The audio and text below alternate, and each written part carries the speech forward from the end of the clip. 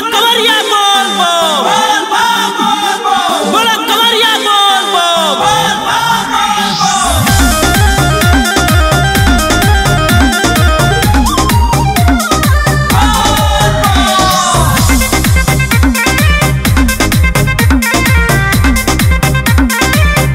पिया रोड में कंवरियन के जाम्बा अभी जाने तो दूर बाबा धाम्बा सुना पिया रोड में कंवरियन के जाम्बा अभी जाने तो दूर बाबा धाम्बा अरे डर लगे जाके जन बढ़ावा हो सुनो राजा पी के गाजा तू गड़िया चंचला हो सुनो राजा पी के गाजा तू गड़िया चंचला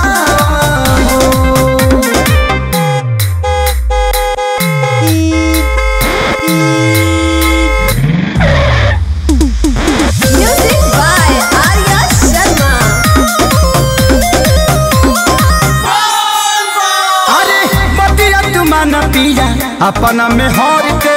पूरा परिवार बाटे अपने ही घर के सुनो ना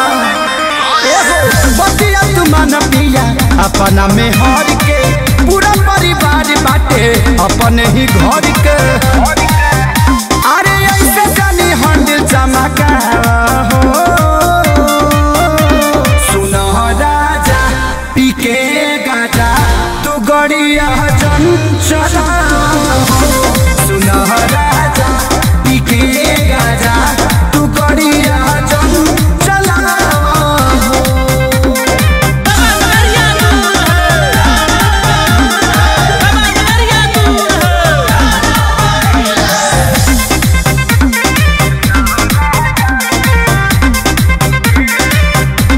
क्या लिखोगे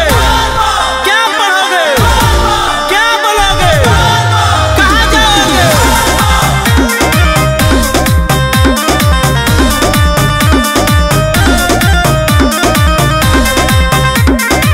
सोनू संजय दिले हुई है जाके जलधारी नशा में बड़ो काहे अरे आखे सारी ना मनवा सोनू संजय दिले हुई है जाके जलधारी नशा में बड़ो काहे अरे आखे सारी भले के चलिए पराकाश तू बोला हो सुनो राजा पी के गाजा तू गड़िया चंचला